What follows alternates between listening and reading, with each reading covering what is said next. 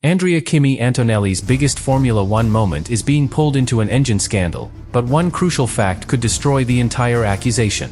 Mercedes is facing claims of a hidden hybrid advantage at Spa, yet there is still no verified ruling proving the car was illegal, no confirmed technical breach, and no official evidence that Antonelli's result should be erased. So what actually triggered the controversy, what data would investigators need, and why could one misunderstood power unit detail change everything? Subscribe to the channel. Before anyone decides that Antonelli's result should be erased, one distinction has to be made. An investigation is not a conviction. A technical question is not proof of cheating. And an engine problem is not automatically evidence of an illegal performance advantage. Those three ideas have been pushed together so aggressively that they now sound like one scandal. But they are not the same. That matters, because the attached source does not provide an official ruling confirming that Antonelli's car failed a technical inspection. It does not identify a regulation Mercedes was proven to have broken. And it does not show verified evidence that the result at Spa has been formally placed at risk. So the real story begins somewhere less dramatic, but far more important. With uncertainty. Modern Formula One cars are powered by two systems working together. The first is the combustion engine. That is the part most people recognize. Fuel goes in, power comes out, and the car accelerates. The second is the hybrid system. It collects electrical energy, stores it, and releases it when the driver needs additional performance. Think of it like a runner carrying a battery. The runner is already moving quickly. But at the right moment, the battery delivers an extra push. That push can help the car accelerate out of a corner. It can help defend down a straight. It can turn a small gap into a real overtaking opportunity. And in qualifying, it can decide whether a driver starts at the front or becomes trapped in traffic. This is why every hybrid-related accusation becomes so serious. The advantage does not need to look dramatic. It may last only a few seconds. It may appear in one part of the lap. It may be hidden inside what looks like normal acceleration. To most viewers, the Mercedes simply looks fast. To rival engineers, the way it becomes fast may reveal something far more interesting. They do not only study the final speed. They study how quickly the car reaches that speed. They examine when the electrical power arrives. They compare one lap with another. They compare both Mercedes cars. They compare factory performance with customer teams using related machinery. And they search for patterns. One unusual moment can be ignored. A repeated pattern is much harder to dismiss. But even then, a pattern does not prove wrongdoing. The driver may have taken a better line. The tires may have provided more grip. The car may have been running less aerodynamic resistance. The battery may have entered the section with more stored energy. The engine settings may have been different. Or Mercedes may simply have found a smarter way to use a completely legal system. That final possibility is where Formula One becomes difficult to judge. Because teams are not only competing with faster parts. They are competing with interpretation. The regulations define the boundary. The engineers search every millimeter inside it. And when one team finds an opportunity that everybody else missed, the reaction is immediate. Some call it innovation. Others call it manipulation. The difference can come down to a single sentence in the rulebook. That is why the word scandal can be misleading. A performance advantage is not automatically illegal. Every winning car has advantages. The real question is how the advantage was created. Was Mercedes simply managing its electrical energy more efficiently? Was the team using a legal interpretation that rivals had not identified? Was the system operating inside a gray area that officials might later close? Or did the car cross a clearly defined technical limit? Those possibilities sound similar. Their consequences are completely different. If Mercedes operated the system more effectively, there is no violation. If the team found a legal loophole, the FIA could clarify the wording for future races while leaving the result untouched. If the method entered a gray area, officials would need to study the exact behavior and the exact regulation. Only a proven breach could place Antonelli's result in direct danger. And proving that would require far more than one suspicious acceleration trace. Officials would need the complete data. They would need to understand what the battery was doing before the relevant section. They would need to know how much electrical power was available. They would need to see when deployment began. They would need to measure when it reduced. They would need to confirm what the driver requested. And they would need to compare what the software commanded with what the car actually delivered. That is the difference between a dramatic rumor and a real technical case. A rumor needs one strange number. A technical case needs the entire sequence. Imagine watching a security camera clip showing someone leaving a shop with a sealed box. The image may look suspicious, but it does not tell you whether the box was purchased, returned, carried by an employee, or stolen. You can see the action. You cannot yet see the meaning. Hybrid data works in the same way. The speed gain may be visible. The reason behind it may not be. And Mercedes would have several possible explanations before any accusation became serious. The car may have started the straight with more stored energy. The driver may have exited the previous corner more cleanly. The tires may have been in a better temperature window. The aerodynamic setup may have reduced drag. The deployment may have been completely legal, but timed differently. Or the advantage may have come from several tiny factors working together. That final possibility is often ignored. Formula One performance rarely comes from one magical device. It comes from layers. A slightly better exit. A slightly stronger energy release. A slightly lower drag level. A driver who commits earlier to the throttle. Each gain is small. Together, they can look suspiciously large.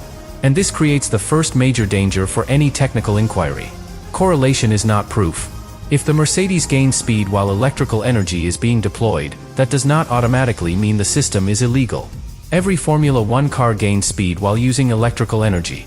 The question is whether Mercedes achieved that gain inside the permitted limits. That can only be answered by verified measurements. Not anger. Not suspicion. Not the reaction of rival fans. Measurements. And here is where the wording becomes decisive. Formula One regulations are filled with exact limits. Maximum values. Minimum values. Time windows. Energy allowances. Approved sensors. Required procedures. A team can appear to violate the intention of a rule while remaining inside its precise language. That may frustrate its rivals. It may create controversy. It does not automatically create a disqualification. Officials cannot punish Mercedes because the method feels clever. They need a regulation that clearly applies. They need data showing the car crossed that boundary. And Mercedes would know this. Before using any aggressive hybrid strategy, the team would study the rules line by line. Its engineers would simulate the energy flow. They would test the software. They would calculate the timing. They would examine how the system responded when the driver lifted or accelerated. And they would decide whether the idea was defensible. That does not guarantee the team was correct. Even the best engineers can misinterpret a rule. Software can behave differently under racing conditions. A sensor can reveal something unexpected. But it does mean Mercedes would likely enter any dispute with a technical explanation already prepared. That explanation would become the center of the entire case. Mercedes would not need to prove that rivals liked the method. It would need to prove that the car remained within the regulation. And this is where the disagreement could become intense. Mercedes may argue that the electrical output stayed inside the limit. A rival may argue that the system defeated the purpose of the rule.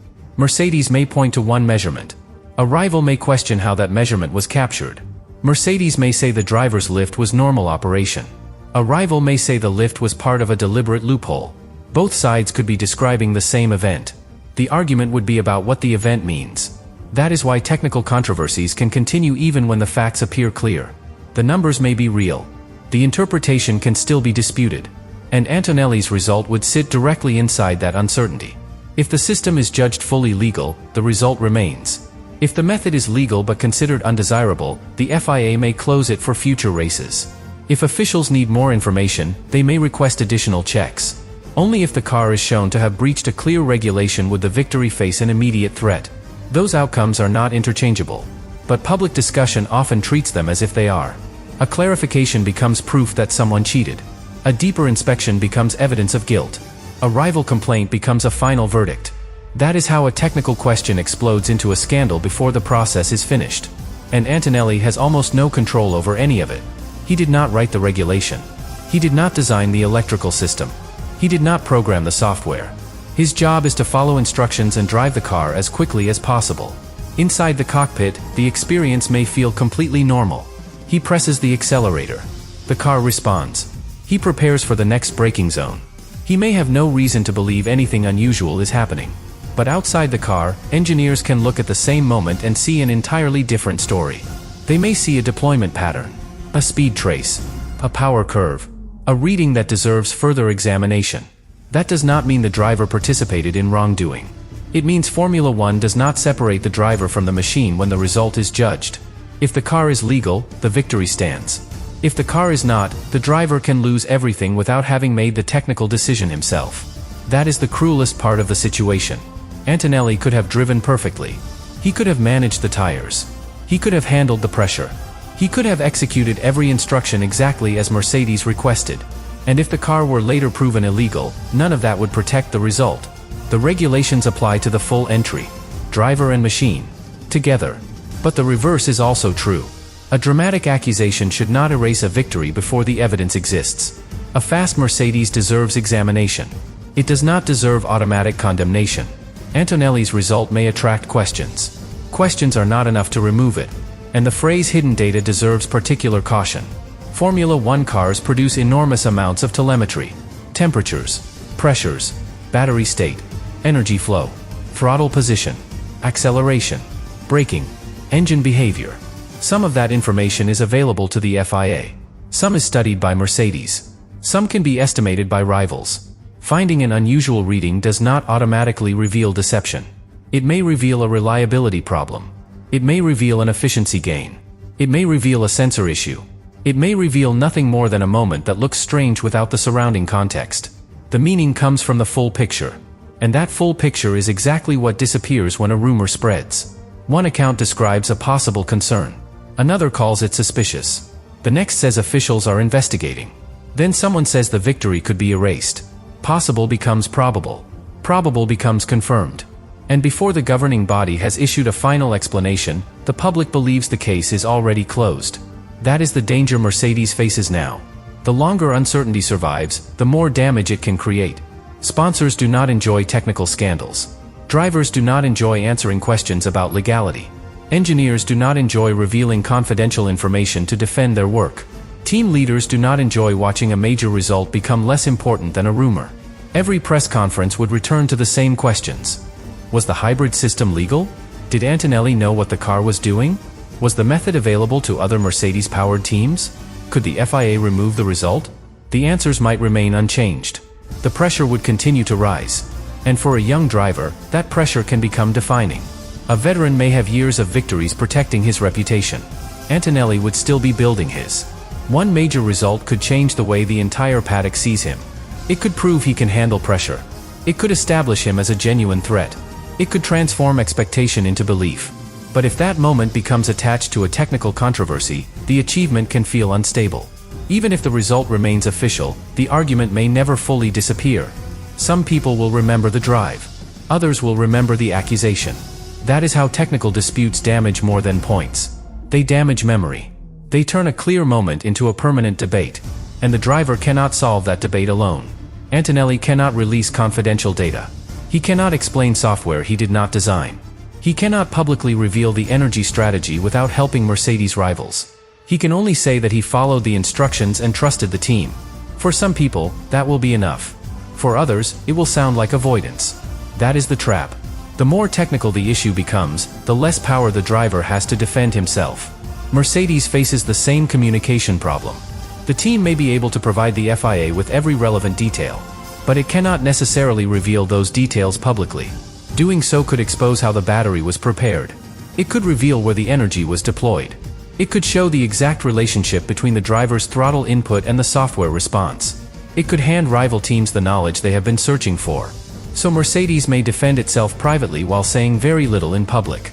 That silence can look suspicious. It can also be completely normal. Formula One teams do not publish their most valuable technical methods simply because the method becomes controversial. Officials need the full explanation.